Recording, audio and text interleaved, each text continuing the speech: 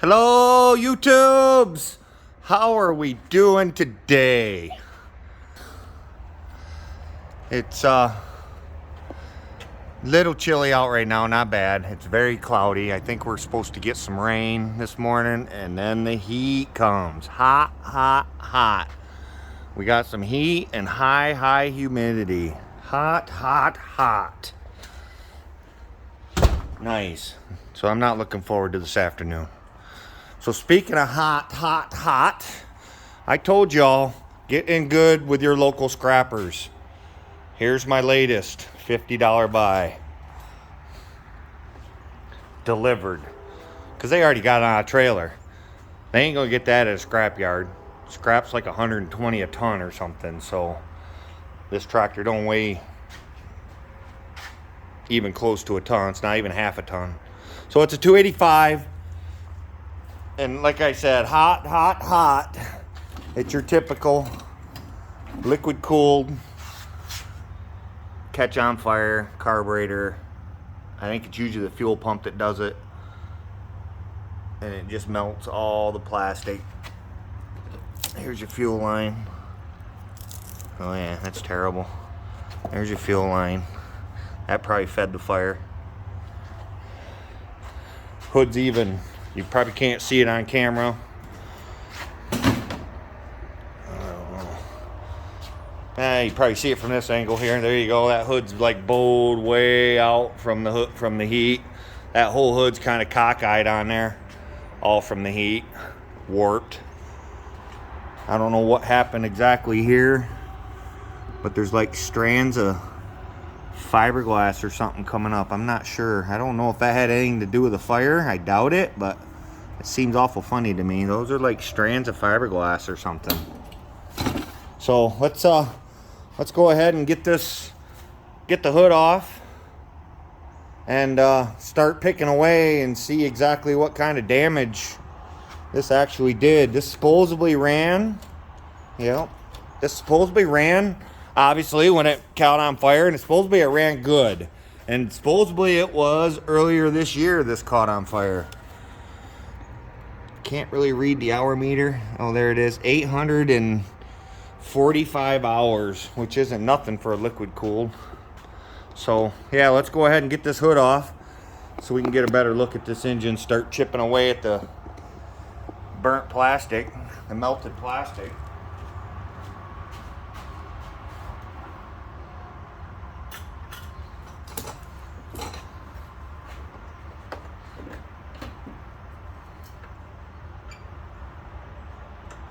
I wish I didn't have to say it. This isn't common on liquid cooleds, but this is very common. Fuel pumps, guys. You got to upgrade your fuel pumps if you haven't already.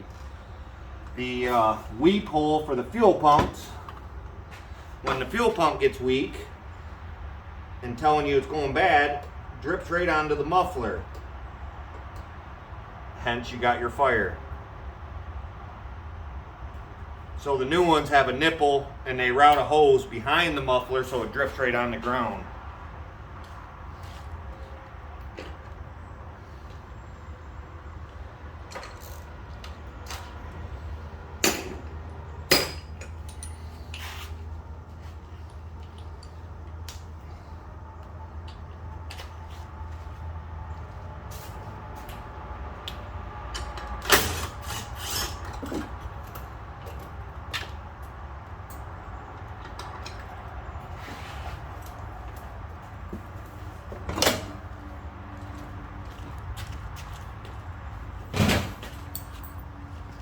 There we go. Now you can get a better look at it. It melted the fan. It obviously melted the air filter. This stuff is all rock hard. Got the waterfall plastic over on this side.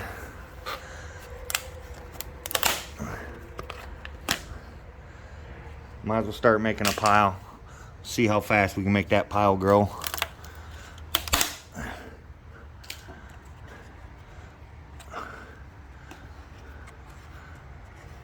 Well, that bolt come out. Look at that.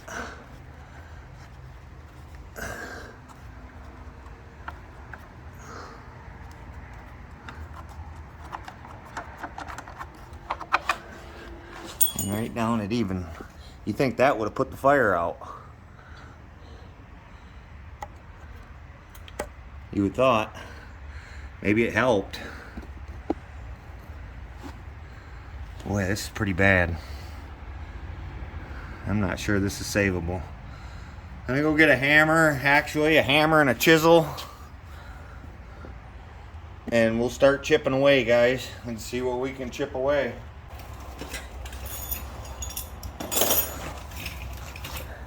Alright guys, here we go. Probably gonna do a time lapse or something with all this disassembling, so I'm probably just gonna keep you right in that area for a minute, unless I have to move you.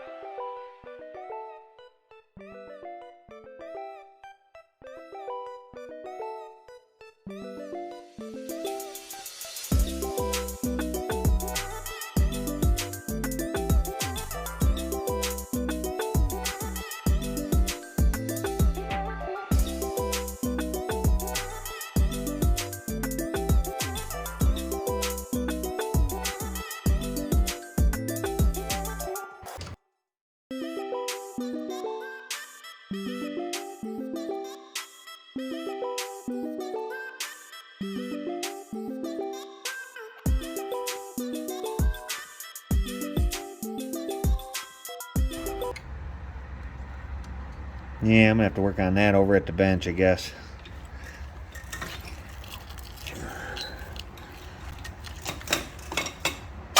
Hopefully that carburetor's still good.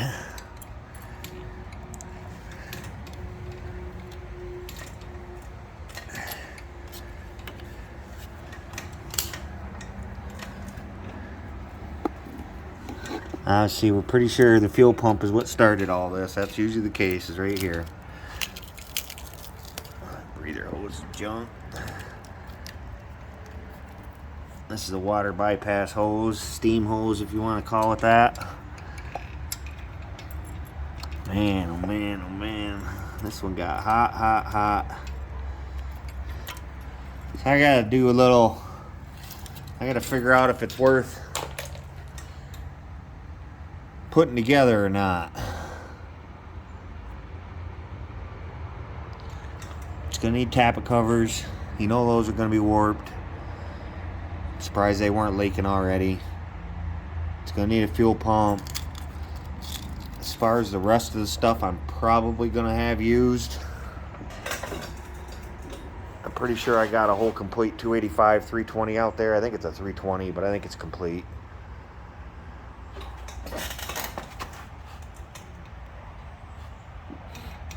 So I guess maybe we'll see. Yep, engine turns over. Guess we'll probably see if we can get this running. All I'm gonna do now, guys, is just a little bit more cleanup. Obviously, I'll probably get the vacuum out, get this stuff all cleaned up good, scraped off good, get a grocery list going, and figure out if it's worth fixing or not at that point still. Money-wise, I'm not sure it's worth it. Obviously, I have not heard the engine run, but I was told on good authority that it runs, and it runs good. So I'm gonna take that at face value. So we'll bring you guys back when after I get her cleaned up and figure out what we're gonna do. Okay guys, I have decided to put this thing back together. I have all the parts. I had everything used except maybe an air filter element. That's probably the only thing I don't have used at this point. I haven't looked super hard. I might still have one, but at this point I got all the plastics. I got an updated fuel pump, the new style. I got nice aluminum tappet covers, valve covers, everything here taken off a 320, which is a 285 with hydraulic lift. That's the main difference. So here's the old pile. This is all the mangled, melted, burned up throttle cable. The coil wire got some damage. The fuel pump, obviously, that was probably bad to start with. The valve covers, all that stuff. This is all the melted stuff. That's your pile of the bad stuff. That's your pile of the good stuff. So I pretty much got the engine all stripped. It's as clean. It's kind of ugly, but it's as clean as it's going to get. A lot of that stuff will hopefully melt off when I get it running and get some heat put back in it. So I guess let's go ahead and get the valve covers back on it. Again, these are the nice aluminum ones.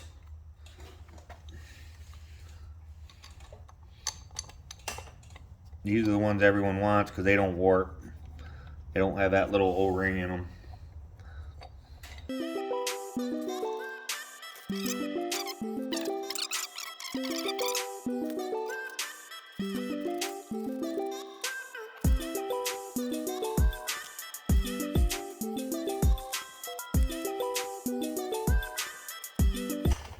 Okay, there we have the tappet covers. Let's go ahead and put the fuel pump back on, or put the fuel pump on it. It goes right here. It's just 2 bolts.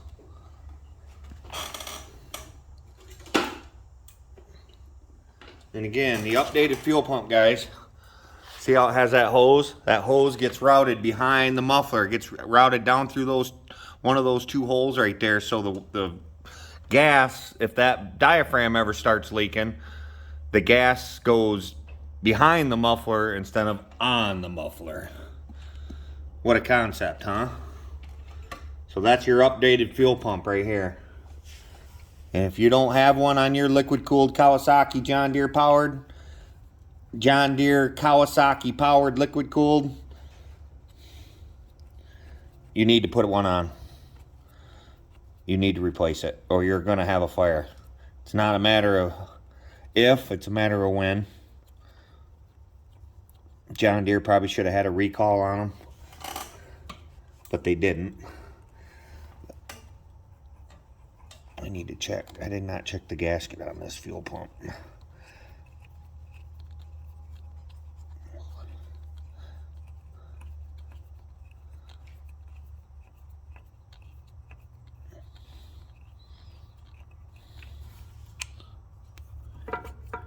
Alright, yeah, we were good to go.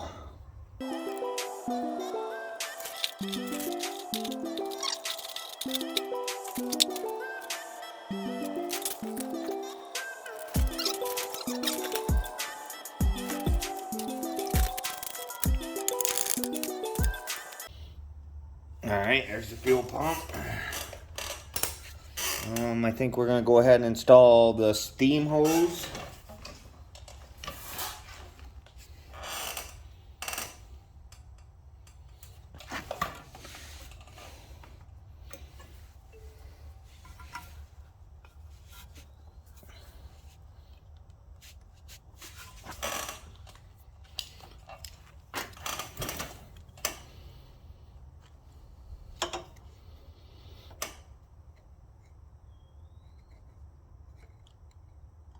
There's one.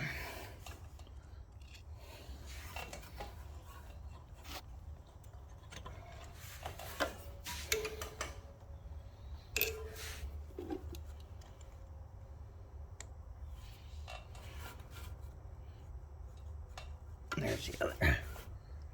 Okay, there's the steam hose.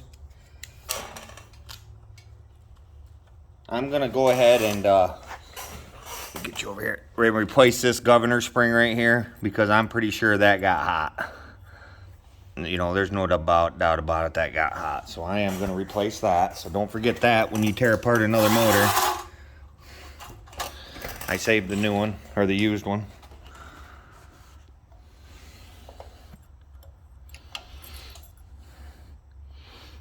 Okay, I guess we go ahead and put the carburetor on. I think we're ready for that.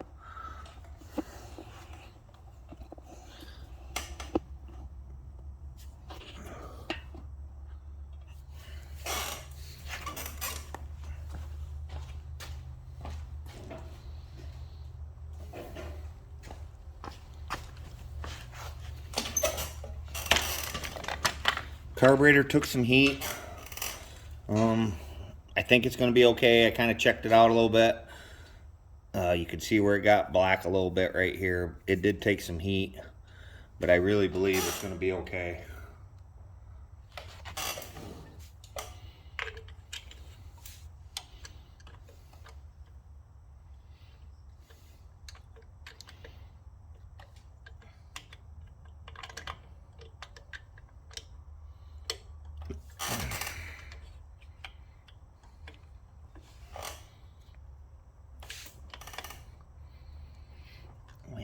Get on there.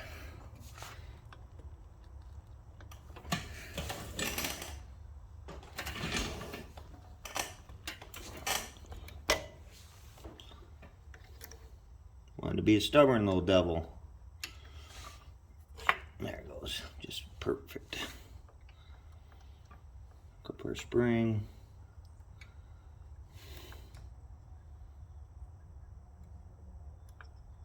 There. Spring seen better days, but it's gonna work. It's gonna do its job.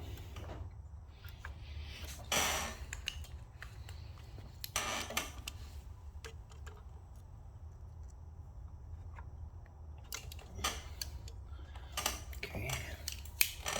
Now we gotta put the throttle plate back on it. And that's where that spring gets hooked up.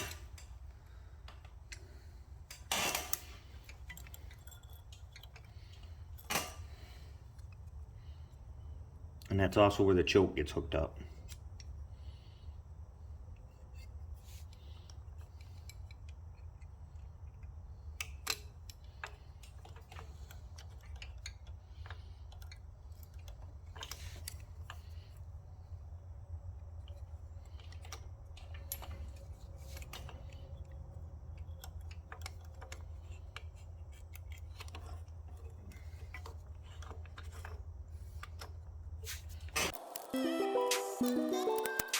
There.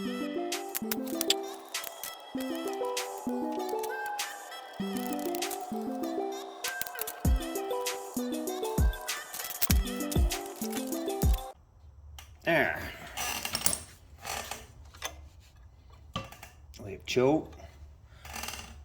You see that? Yeah, you can see that. We have choke and throttle response. So that's all good and working. Let's go ahead and let's go ahead and put the top of it back together. I don't see any reason why not. Wire goes there.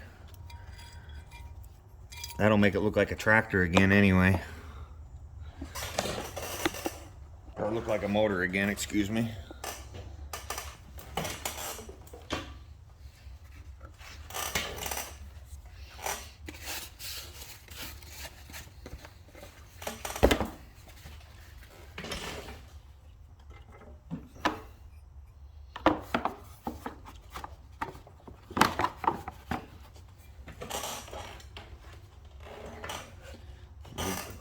Hose on. Hose clamp.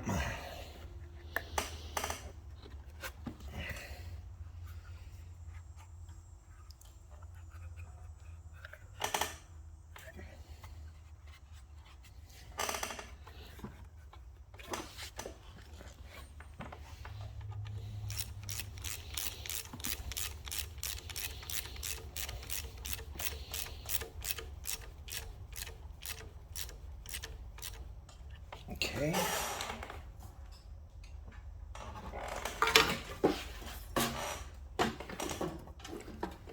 This is just held down with 4 bolts.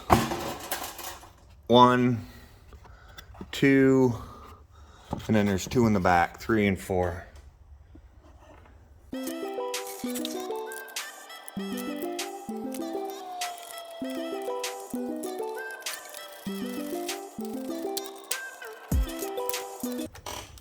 Alright guys, there we go. 4 bolts.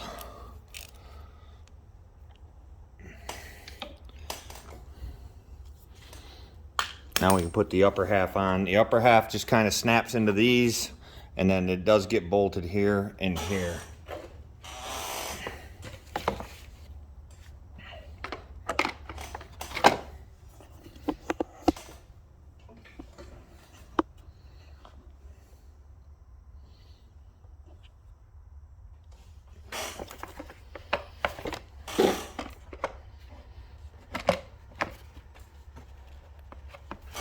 And you just kind of manipulate it around these brackets here. Gotta get the radiator hose through there. There she goes.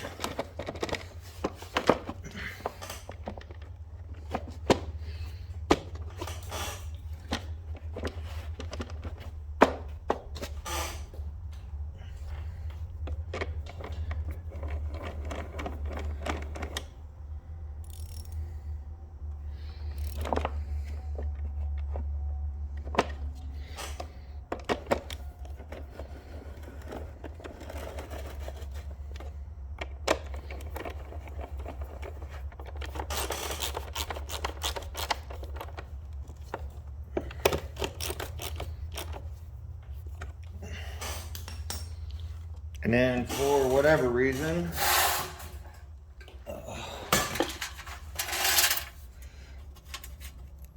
me get them here.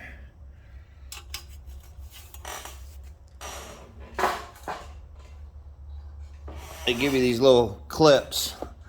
These just slide in right here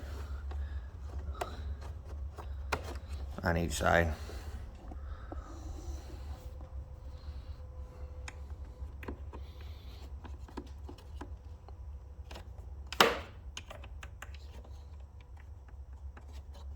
Okay, now we can put our fan on. That's just 4 bolts. Pretty self-explanatory. Now we need to put our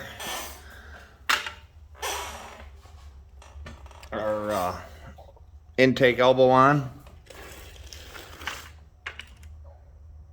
There's an O-ring for that. Oh, it's already on there, okay. So there's an O-ring for that.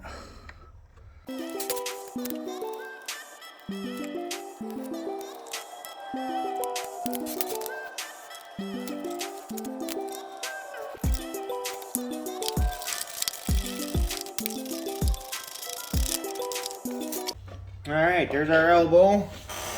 We can go ahead and get our hose clamp on there.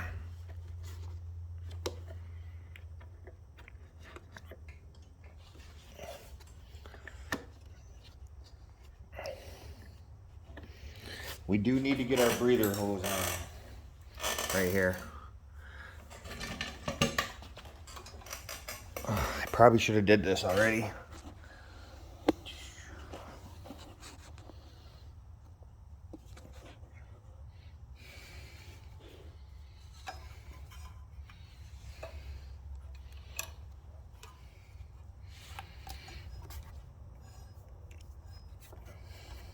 And we gotta hook up our fuel line to our carburetor.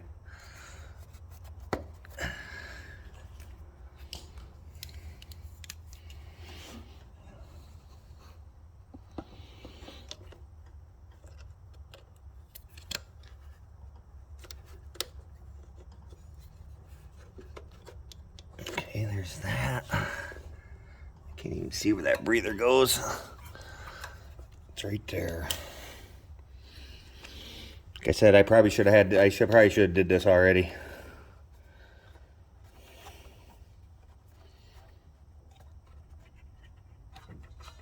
I should have did this before I put the carburetor on. Would have had a lot more room.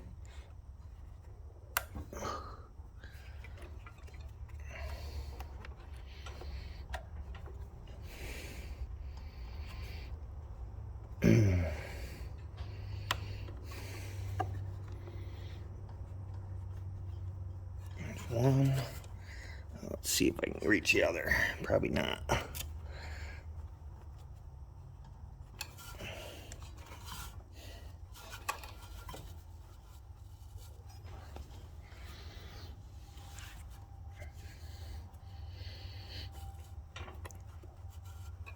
There.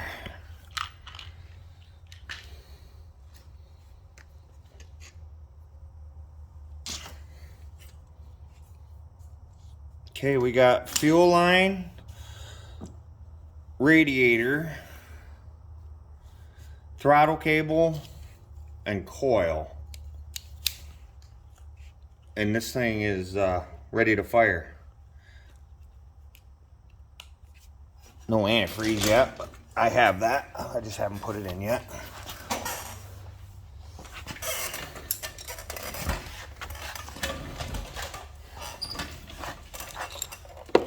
Let's go ahead and put this coil on. That's just two bolts also. It's actually a pretty straightforward, fairly simple job. I do have a wire I gotta fix too. The temperature sending unit wire got pretty toasty right there on the end, so I got a butt connector that together somewhere.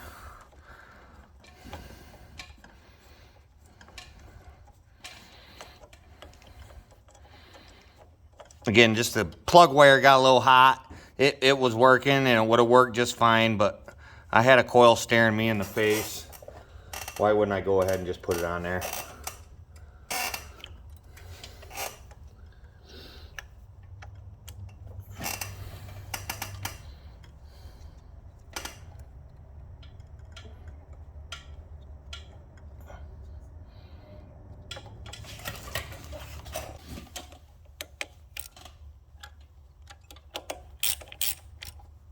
Okay, there's the coil.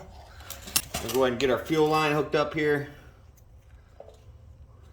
Okay, now we got throttle cable, which is just these two nuts. Let me get you up in here if I can. See those two studs right there? You put two nuts on those, obviously.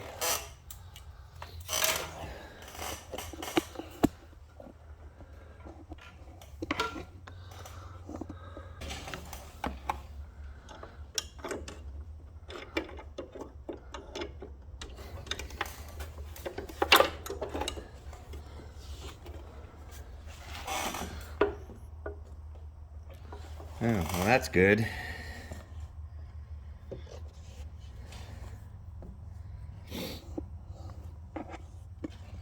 Let me see if I can get y'all to show you.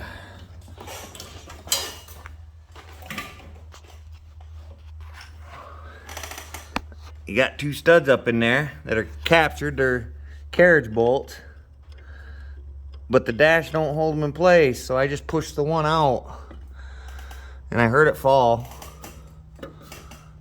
but I don't know where it fell to. So now I gotta find that bolt, figure out where it possibly could have went, and try and fish it back up in there. Wish me luck.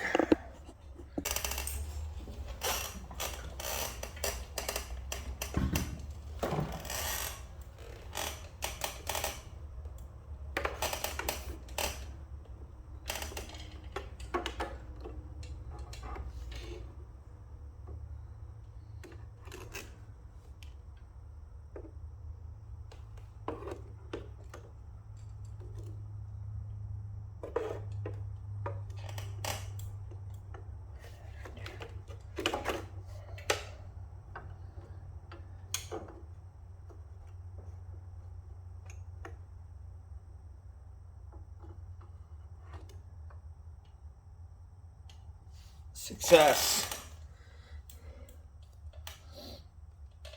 Now let's see if I can get it fished back up in there. How many times am I going to drop it before that happens exactly? Just curious.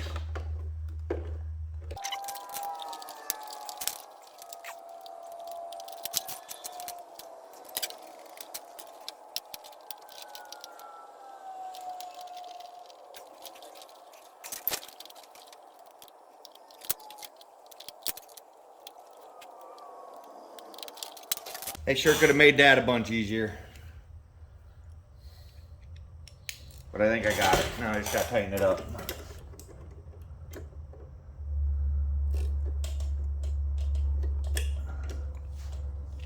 Once I put the right socket on, I got to tighten it up.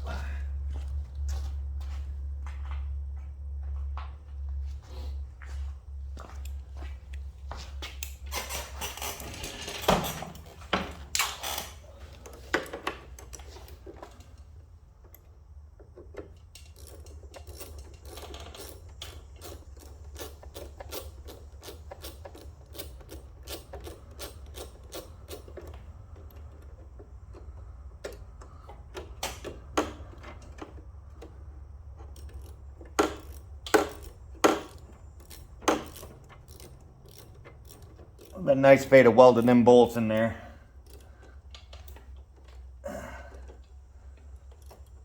Or at least captured them in there somehow better.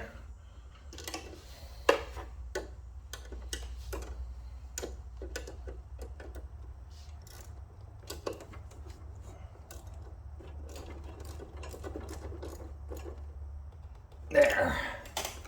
All right.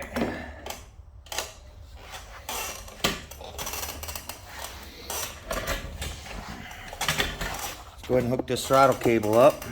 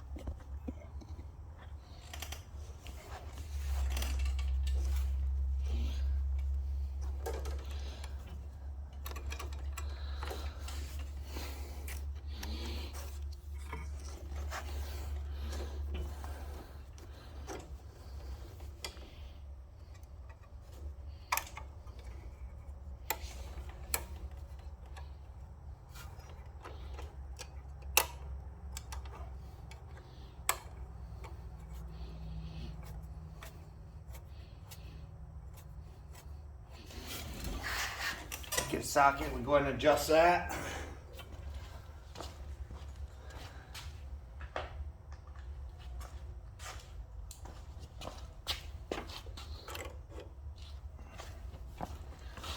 All I do, guys, is I set the throttle at full choke.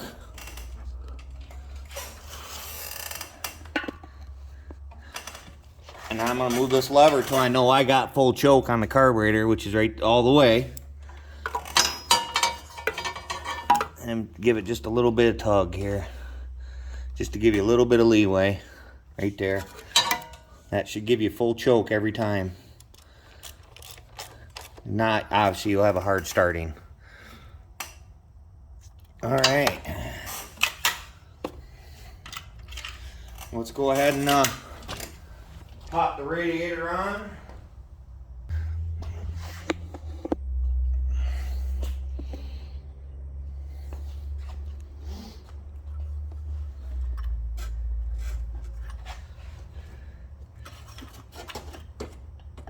Oh, that was actually in there.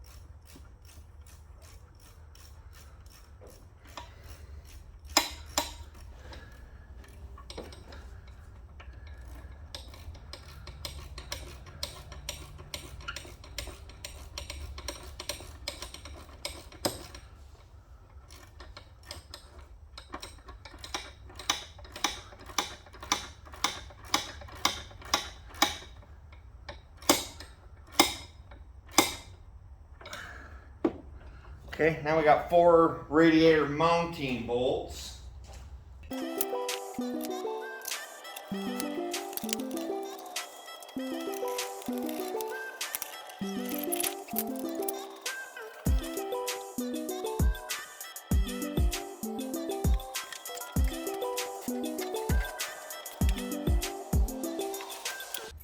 All right, let's see if she'll start. Once we get fuel, as long as it's got fuel in it, I guess I have not checked that.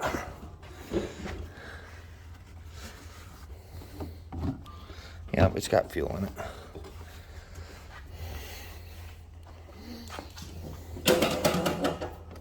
Oh, I gotta set the parking brake.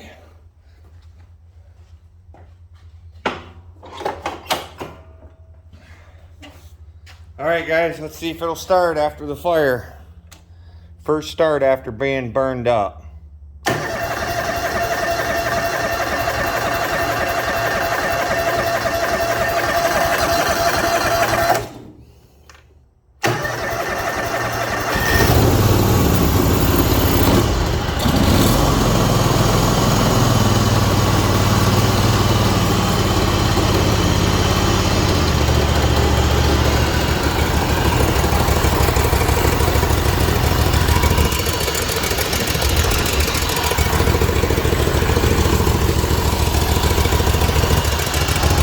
Gas leaking out of the carburetor.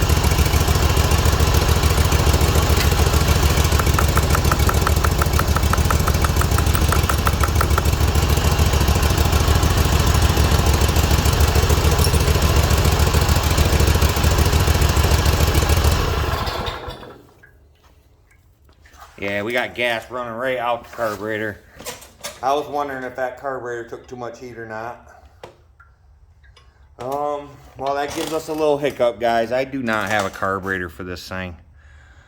I guess I'm obviously gonna have to pull that back off. I'm not gonna do it tonight. I can take it apart and look, but if there's warpage or anything like that, I'm gonna need a new carburetor. I was kind of afraid of that. Other than that, obviously she runs, guys, as you see. If it wasn't for the carburetor, it'd run really good. So obviously I got air cleaner to do, all the guards, all the shields up here. I got this muffler shield here. This goes up front. This goes up here, covers that muffler, and put a hood back on it. And this thing's ready back mowing again. Probably not, I'm not gonna sell it. I'm gonna probably end up parting it. I got a buddy that needs the mower deck, so the mower deck's spoken for anyway.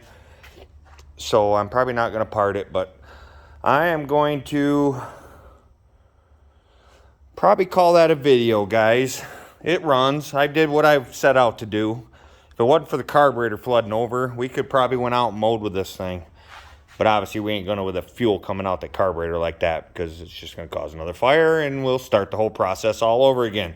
So there you have it, guys. My $50 John Deere 285 came from my scrap guy, delivered to my driveway. Caught on fire earlier this year. Supposedly ran good before that, and I guess I believe it. I had the parts to put it all back together, everything used, except I put new antifreeze in it. And I'm gonna have to figure out what I'm gonna do with the carburetor, because I truly do not have any carburetors for these around here. They seem to be troublesome in my opinion. So there you have it, guys. Thank you for watching Small Engine Garage. Please like, subscribe, share, ring the bell, comment. Watch it all the way through if you would. Watch it all. Tell your friends, tell your neighbors, tell your aunts, tell your uncles, tell your grandparents. Tell your enemy that lives a block over that you don't like because his dog barks all night. Make sure you tell him. I can annoy him just as easy as I can annoy you. Thanks for watching, guys. Please subscribe to Small Engine Garage. We will check you out next time.